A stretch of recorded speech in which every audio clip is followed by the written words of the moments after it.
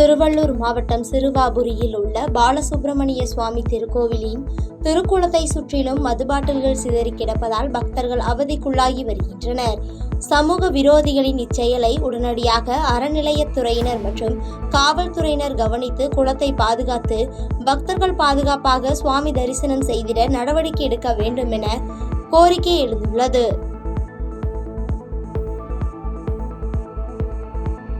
நீலகிரி முதுமலை தெப்பக்காடு வனப்பகுதியில் சாலையோரம் நின்று கொண்டிருந்த யானையை தொந்தரவு செய்யும் வகையில் சுற்றுலா பயணிகள் புகைப்படம் எடுக்க முயன்றனர். அப்பொழுது அவர்களை காட்டு யானை துரத்தியதால் பரபரப்பு ஏற்பட்ட நிலையில் இவ்வாறு நடந்து கொள்பவர்கள் மீது கடும் நடவடிக்கை எடுக்கப்படும் என வனத்துறையினர் எச்சரிக்கை விடுத்துள்ளனர். சிவகங்கை மாவட்டம் காரைக்குடி அருகே பெற்றோரை இழந்து தவித்து வந்த 2 பெண் குழந்தைகள் உட்பட 3 குழந்தைகளுக்கு சமூக ஆர்வலர்கள் ஒன்று கூடி குயில்கூடு எனும் வீட்டை கட்டி கொடுத்துள்ளனர். இச்சம்பவம் அப்பகுதி மக்கள் மற்றும் சமூக ஆர்வலர்களிடையே நிகழ்ச்சியை ஏற்படுத்தியுள்ளது. விழுப்புரம் மாவட்டம் புதிய பேருந்து நிலையம் அருகில் அமைந்துள்ள சுதாகர் நகர், ராமையா நகர் பகுதியில் 10 லட்சம் ரூபாய் செலவில் தார் சாலை புதிதாக போடப்பட்டது. இந்நிலையில் மழை காரணமாக சாலை முழுவதும் சிதிலமடைந்து பயன்படுத்த முடியாத நிலையில் இருந்து வருகிறது. தார் சாலை தரம் இல்லாமல் அமைத்து பொதுமக்கள் பணத்தை நகராட்சி நிர்வாகம் வீணடிப்பதாக அப்பகுதி பொதுமக்கள் குற்றம் சாட்டி செய்தியாளர்களுக்கு பேட்டியளித்துள்ளனர். நான் இங்கே ரொம்ப வருஷமா இருக்கேன். பட் ரோடு ரொம்ப மோசமாக தான் இருந்துச்சு. ரொம்ப நாளாவே ரொம்ப குண்டும் குழியுமா இருந்துச்சு. மழை தண்ணி தான் அப்படியே நிற்கும். இப்போ லாஸ்ட்டாக கூட மழை பெய்யப்போ ரொம்ப தண்ணி நின்று ரொம்ப கஷ்டப்பட்டோம். தென் இப்போ 2 days ஆகுது ரோடு போட்டு. 2 days ஆகுது ரோடு போட்டு. நெக்ஸ்ட் டே ஒரு மழை வந்ததுங்க. அவ்வளோதான். அந்த ஜல்லிலாம் பாருங்க அப்படி ஃபுல்லாக பேத்துட்டு வருது. இதில் கார் ஊற்றிருக்காங்களா ஊற்றலையா ஒன்றும் தெரியல. ஜஸ்ட் அப்படி ஒரு 1 day நைட்டு தான் வந்தாங்க. ஒரு 1 hour 2 hours போட்டு முடிச்சுட்டு போயிட்டாங்க. ஒரு மழை பெஞ்சதுக்கு இப்படி ஆயிடுச்சு. அதனால ரொம்ப கஷ்டமா இருக்கு. இது ஏதோ சரி பண்ணி கொடுத்தா நம்ம நல்லா இருக்கும். கள்ளக்குறிச்சி மாவட்டம் சங்கராபுரம் பகுதியில் இடி மின்னலுடன் கூடிய பெய்த கனமழையில் அரசம்பட்டு கிராமத்தைச் சேர்ந்த கோவிந்தன் என்பவரின் 2 பசுமாடுகள் மின்னல் தாக்கி பரிதாபமாக உயிரிழந்தது. இதனால் அப்பகுதி விவசாயிகள் அச்சமடைந்துள்ள நிலையில் மாவட்ட நிர்வாகத்திற்கு விவசாயி கோவிந்தன் நிவாரணம் வழங்க வேண்டும் என கோரிக்கை வைத்துள்ளார். கன்னியாகுமரி மாவட்டம் பழவிளை அருகே கணவனுடன் சேர்த்து வைக்க கேட்டு கைக்குழந்தையுடன் இளம்பெண் ஒருவர் தர்ணா போராட்டத்தில் ஈடுபட்டதால் பரபரப்பு ஏற்பட்டது. பெண்ணுக்கு ஆதரவாக ஊர் பொதுமக்கள் மற்றும் உறவினர்கள் போராட்டத்தில் ஈடுபட்ட நிலையில் இதுகுறித்து ஆசாரிப்பள்ளம் காவல்துறையினர் விசாரணை நடத்தி வருகின்றனர். செங்கல்பட்டு மாவட்டம் கூடுவாஞ்சேரியில் தம்பி மகளிடம் பாலியல் சீண்டலில் ஈடுபட்ட பெரியப்பாவை போலீசார் போக்சோ சட்டத்தின் கீழ் கைது செய்தனர். பெரியப்பா மகளுடன் படிக்க ரவி என்பவர் வீட்டிற்கு அடிக்கடி செல்வதை சிறுமி வழக்கமாக கொண்டிருந்த நிலையில் சிறுமியிடம் பாலியல் சீண்டலில் ஈடுபட்ட ரவியை செங்கல்பட்டு போக்சோ நீதிமன்றத்தில் ஆஜர்படுத்தி செங்கல்பட்டு சிறையில் அடைத்தனர்.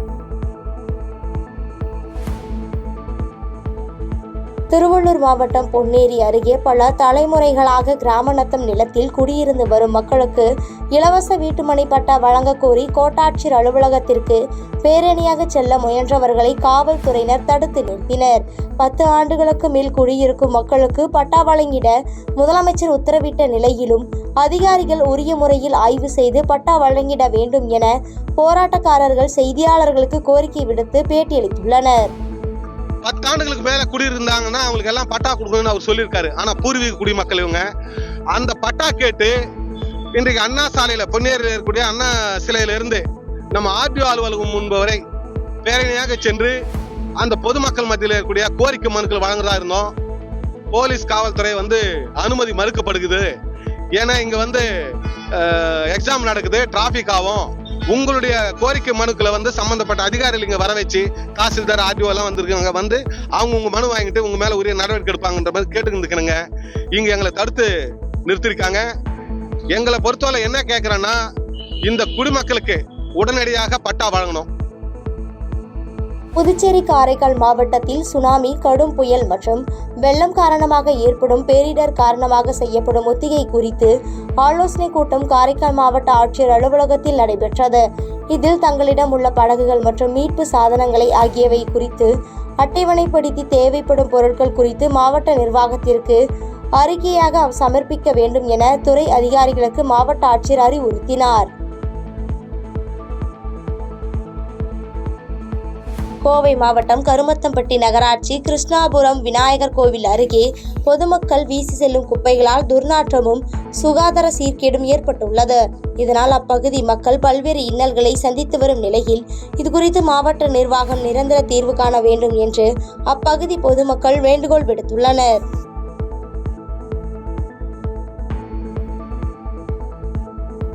தென்காசி மாவட்டம் ஆழ்வார்குறிச்சி அருகே விவசாய நிலத்தில் அடையாளம் தெரியாத ஆண் சடலம் அழுகிய நிலையில் கிடந்த சம்பவம் அப்பகுதியில் பரபரப்பை ஏற்படுத்தியுள்ளது. இதனைத் தொடர்ந்து தகவல் அறிந்து வந்த காவல்துறையினர் உடலை மீட்டு பிரேத பரிசோதனைக்கு அனுப்பிய நிலையில் இதுகுறித்து வழக்கு பதிவு செய்து விசாரணை மேற்கொண்டு வருகின்றனர்.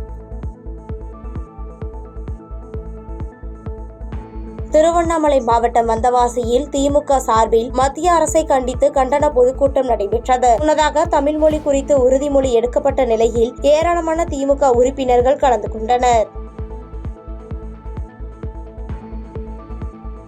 திருவாரூரில் உள்ள தனியார் விடுதியில் இலங்கைக்கு கடத்துவதற்காக ஆந்திராவில் இருந்து எடுத்து வரப்பட்ட 1 கோடி ரூபாய் மதிப்புள்ள 400 கிலோ கஞ்சாவை போலீசார் பறிமுதல் செய்தனர். தொடர்ந்து காவல்துறையினருக்கு கிடைத்த ரகசிய தகவலின் பேரில் ஆய்வு மேற்கொண்ட நிலையில் இது தொடர்பாக ஆந்திராவைச் சேர்ந்த 5 நபர்களை கைது செய்து விசாரணை மேற்கொண்டு வருகின்றனர். திருவாரூரில் திமுக சார்பில் மும்மொழி கொள்கை மற்றும் தொகுதி மறுசீரமைப்பு ஆகியவற்றை எதிர்த்து கண்டன பொதுக்கூட்டம் நடைபெற்றது. இதில் தலைமை கழக பேச்சாளர் திருப்பூர் மனோகர் பாபு கலந்து கொண்டு கண்டன உரையாற்றினார். திருப்பத்தூர் மாவட்டம் அம்பூர்பேட்டை பகுதியில் இருசக்கர வாகனத்தில் சென்று கொண்டிருந்த வயதான பெண்மணியிடம் இருந்து 10 சவரன் தங்கச்சங்கிலியை மர்ம நபர்கள் பறித்ததால் அந்த பெண் கீழே விழுந்து படுகாயமடைந்தனர். தொடர்ந்து அந்த பெண் மருத்துவமனையில் அனுமதிக்கப்பட்ட நிலையில் போலீசார் இது குறித்து வழக்கு பதிவு செய்து விசாரணை மேற்கொண்டு வருகின்றனர். பாதகம் செய்பவரை கண்டால் நாம் பயம் கொள்ளலாகாது பாப்பா. மோதி மிதித்து விடு பாப்பா, அவர் முகத்தில் உமிழ்ந்து விடு பாப்பா.